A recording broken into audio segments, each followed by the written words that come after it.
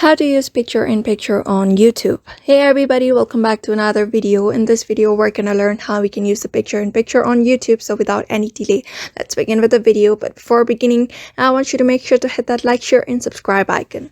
So first thing first, you need to open or launch your YouTube application onto your device.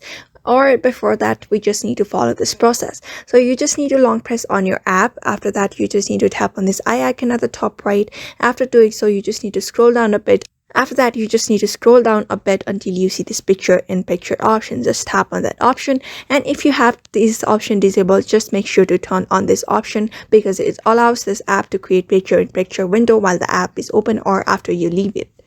After that is done, you may just close the app. The next thing is you may just head over to the YouTube app after that, and here simply go to your profile. Then you just need to go to the gear icon. And here you can go to general.